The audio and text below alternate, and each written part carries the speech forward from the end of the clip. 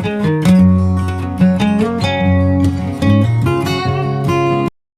Friends, welcomes to Bhuvana's channel 27. இன்றைக்கி கொத்தமல்லி சட்னி எப்படி பண்ணுறதுன்னு பார்க்க போகிறோம். அதுக்கு தேவையான பொருட்கள்லாம் என்னென்னு பார்க்கலாம். ஒரு பேனில் 2 டீஸ்பூன் அளவுக்கு எண்ணெய் சேர்த்துக்கிறேன்.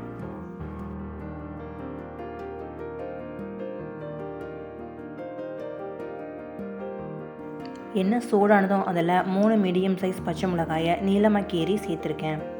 கூடவே 2 காஞ்ச மிளகாயும் சேர்த்துக்கிறேன்.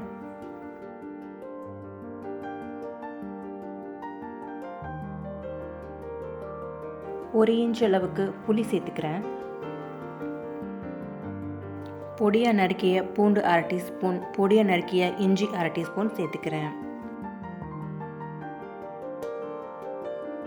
எண்ணெயில் இதெல்லாம் நல்லா வதங்குற அளவுக்கு ஒரு வாட்டி நல்லா வதக்கி விட்டுக்கோங்க.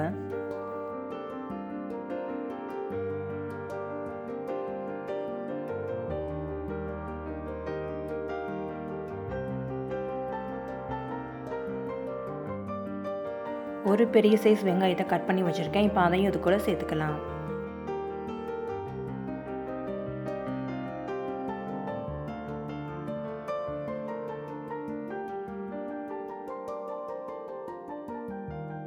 வெங்காயம் வதங்கிறதுக்காகவும் சட்னிக்கு தேவையான உப்பையும் நான் இப்போயே சேர்த்துடுறேன்.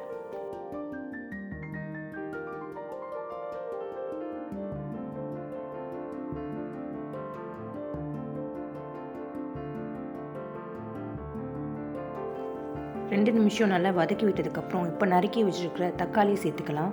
நான் ஒரு தக்காளி கட் பண்ணி வச்சுருக்கேன். இப்போ அதை இது கூட சேர்த்துக்கிறேன்.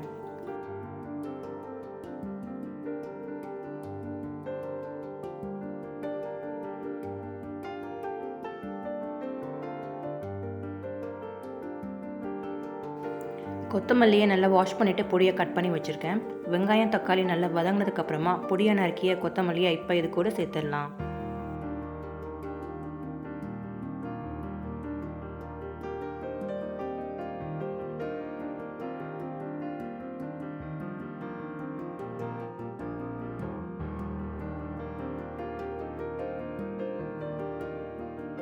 கொத்தமல்லி சேர்த்ததுக்கப்புறம் அதோட கலர் நல்லா சேஞ்ச் ஆகி நல்லா சுருங்கி வரும்.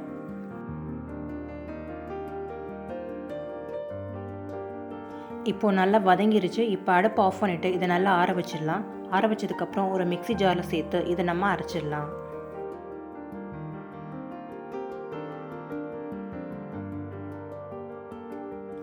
நல்லா ஆறிடுச்சு. இப்போ ஒரு மிக்ஸி ஜாரில் சேர்த்து அரைச்சிக்கலாம்.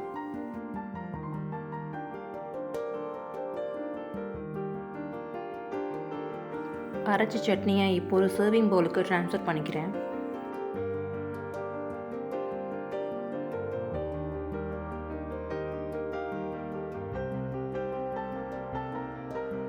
ஒரு சீசனிங் பேனில் 1 டீஸ்பூன் ஆயில் சேர்த்துக்கிறேன். எண்ணெய் சூடானதும் அதில் 1/2 டீஸ்பூன் உளுந்து, 1/2 டீஸ்பூன் கடுகு சேர்த்துக்கிறேன்.